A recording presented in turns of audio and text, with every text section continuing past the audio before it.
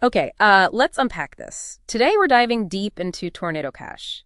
Now, that's a name that's really been at the epicenter of Web3 privacy, some groundbreaking legal battles, and, this whole global debate about digital finance's future. You've sent us a fascinating stack of sources, and our mission today is, to cut through the noise, get to the core insights, and sort of unpack why this story matters for anyone curious about where our digital future is heading. Yeah, and what's really fascinating here, I think, is how Tornado Cash pushed these traditional legal frameworks right to their limits. It's forcing a reevaluation of concepts like property and liability, but in this new decentralized world. Right. So maybe let's start right at the beginning. For listeners who might not be, super deep into crypto, how would you break down what Tornado Cash is at its core? Our sources mention immutable smart contracts, zero-knowledge proofs. Can you maybe unpack that mechanism a bit? Absolutely. Yeah. So fundamentally, Tornado Cash is a decentralized privacy solution. It's non-custodial, meaning they don't hold your funds. It mainly operates on Ethereum and similar networks. Okay. And its real genius, you could say, is this mechanism using immutable smart contracts, basically. Yeah. Code that can't be changed once it's launched, and these things called zero-knowledge proofs or Zk snarks. Sounds complex. Well, think of Zk snarks as like a cryptographic trick. They let you prove something is true without revealing the specific information that makes it true. Okay. So this lets Tornado Cash break the connection, the on-chain link, between who sends crypto and who gets it. It adds a layer of privacy in what's usually a very transparent blockchain environment. That's a pretty elegant solution for privacy, actually. And this kind of privacy is not just for, shady stuff, right? There are legitimate uses. Exactly. That's a crucial point. While, yes, it has been misused, there are genuinely legitimate reasons someone might want this. Think about shielding your net worth so it's not public knowledge. Or protecting donations you make, maybe to sensitive political causes or charities, even just safeguarding your personal spending habits from, unwanted eyes. For a lot of people, financial privacy is seen as a fundamental right, and tools like Tornado Cash, they aim to preserve that right in this digital age where otherwise everything's out in the open. Okay, so here's where it gets, really interesting, as our sources show.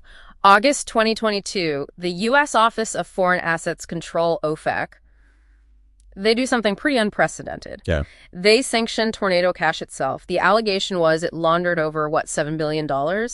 And they said about 30% was linked to illicit activities, specifically mentioning the North Korean Lazarus Group. Things like the Axie Infinity hack, the Harmony Bridge hack. Right, those are big ones. And what really shocked people was that this was the first time open source software got sanctioned like this. And that action, that sanctioning, it immediately kicked off a huge legal fight, didn't it? It did. If we connect this to the bigger picture, the Fifth Circuit Court's ruling in November 2024, that was a real game changer.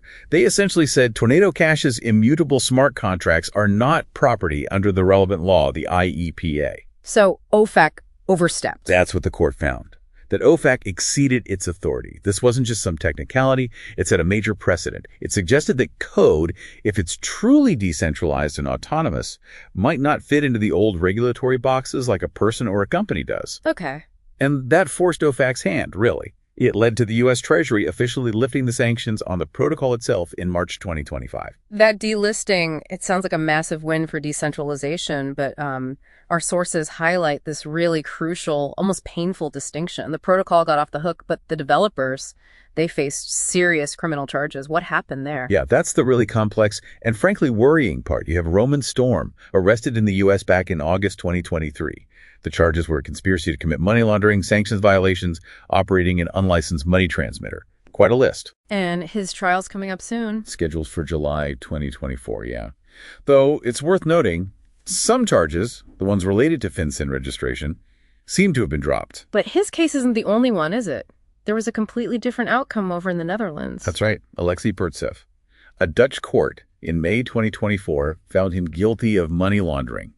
He was sentenced to 64 months in prison. Wow. And this raises a really important question.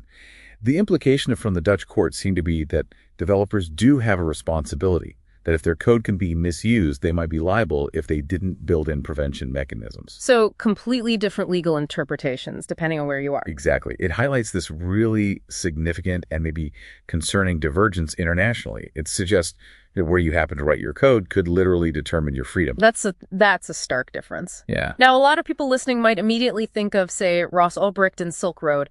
That also involved illicit transactions online. What stands out to you about the key differences? That's a really important comparison to make. The critical distinction, I think, is centralization versus decentralization. Silk Road was a centralized marketplace. Ulbricht was the operator. He directly managed things, controlled transactions, even held funds in custody. Right. He was in charge. Very much so. Tornado Cash, though, is different. It's a decentralized, autonomous protocol. It's just code immutable, smart contracts running on their own. There's no central operator, no one controlling it day to day, and crucially, no custody of user funds.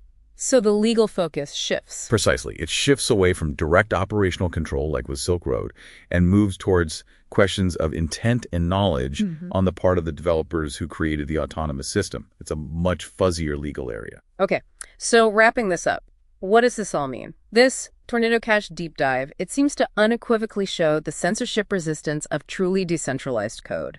And it sets a pretty big legal precedent against just sanctioning open source software directly. True. However, it also sends a clear signal, I think. Regulators aren't backing down entirely. They'll likely keep scrutinizing similar privacy platforms, but maybe focus their enforcement more on the individuals involved or on the centralized on-ramps and off-ramps, the points where crypto meets traditional finance. And pressure on developers. Definitely. There's this push now for developers to think about responsible innovation, about building in safeguards, doing proactive risk assessments. How feasible that is with truly decentralized tech is another question, of course. So for you, the listener, this whole saga really underscores a fascinating, maybe uncomfortable tension. How do we balance the desire for financial privacy in this digital age with the need for accountability, especially when code can, operate beyond direct human control? It's a question that's going to keep shaping our digital future, isn't it? It forces us to ask, when code can potentially outpace human control, where do we draw those new lines of responsibility for the people who create it? The Tornado Cash story isn't just about privacy coins, it's really about defining the future of digital governance itself.